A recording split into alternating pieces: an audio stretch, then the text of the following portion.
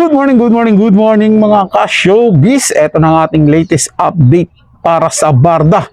Sa araw na ito, Barbie Forteza tahimik daw pagdating kay David Licauco. Tara, bigyan natin ng comment, reaction, opinion ang balitang yan. Pero bago po tayo magpatuloy, nagpapasalamat po ako sa inyo mga ka-showbiz, mga kapwa Barda fans ko dyan, dahil hindi kayo bumibitaw dito sa ating channel. At sana tuloy-tuloy lang tayo. Maraming salamat sa inyong lahat, mga kapwa Barda fans ko dyan, mga ka-showbiz. Kaya naman kung hindi ka pa nakapag-subscribe dito sa ating channel, ano pang hinihintay mo? Mag-subscribe na at i-hit ang notification bell para laging mauna ka sa mga bagong balitang showbiz. Panoorin at pakinggan ang buong detalye at ikaw na ang humusga. Fans have recently noticed something unusual involving Barbie Forteza and David Licauco, and according to many supporters online, the sudden change has become impossible to ignore. For months, fans were used to seeing frequent, playful interactions between the two stars, whether through interviews, social media comments, or behind-the-scenes moments.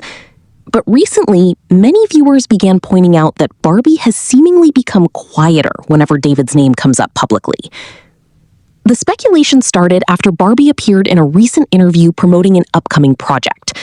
During the conversation, the actress spoke openly about her career, friendships, and future goals. However, fans immediately noticed a shift in her energy when one host briefly mentioned David.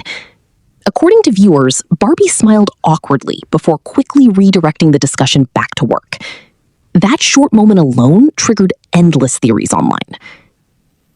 Soon afterward, supporters began revisiting Barbie's recent social media activity and noticed that interactions between her and David had become noticeably less public compared to previous months. Fans pointed out that the pair used to exchange playful comments online more frequently, making the sudden silence feel suspicious to many viewers. Some supporters even began wondering whether the two may have experienced a misunderstanding privately. The internet quickly exploded with theories. Some fans believe Barbie may simply be trying to avoid fueling further dating rumors after seeing how intensely fans analyze every interaction between them. Others think she could be protecting a connection she wants to keep more private.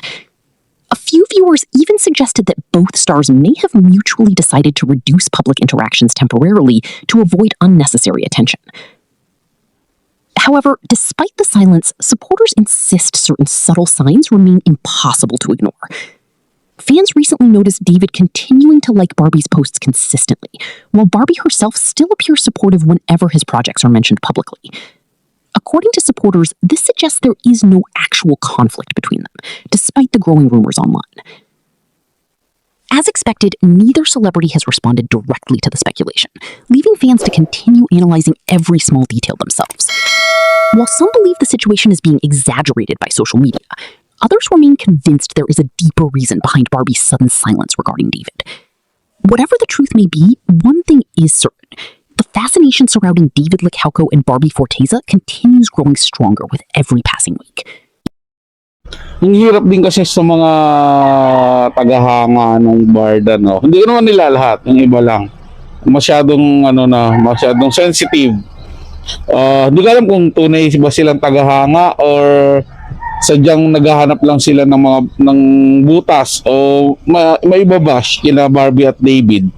'Di ba? Pero para sa akin, mga ka-showbiz, mga kapwa Barda pagsudan yung mga gumagawa ng mga issue tungkol kila Barbie, David, yan yung mga nagpapanggap lang at hindi naman talaga tunay na sumusuporta. At may ilan-ilan lang dyan, mangilan-ilan dyan na totoong nagmamahal kay Barbie. Kaso nga lang, masyado lang din exaggerated yan. Pasensya na sa term, mga ka-showbiz, mga kapwa Barda fans ko dyan, hindi ako nakikipag-away sa inyo. Kaya lang, siyempre, dapat minsan tayo dahan-dahan lang din sa interpretasyon natin sa mga body language nila. Kasi minsan, yung akala nating nakakabuti sa nila, nakakasama pa pala. Diba? Ang dapat nga lang is matuto tayong mag-antay, magmasid-masid lang. Diba? Kasi, tingin ko katulad ako, solidong Barbie ako tsaka kay David. Pero kahit kailan hindi ako nagbibigay ng exaggerated na sa kanilang dalawa. Kumbaga sinasabi ko lang yung opinion ko, pero hindi ako yung alam niyo yung naglalabas ka ng mga ganito yan sila, ganyan yan sila. 'Di ba? Na minsan nakakasama sa kanilang dalawa eh. 'Di ba? Nagigets niyo ako mga ka-showbiz, mga ka-pobar na pods ko dyan. Ngayon, kung hindi naman, edi komento nyo dyan sa ating comment section. Pag-usapan natin yan.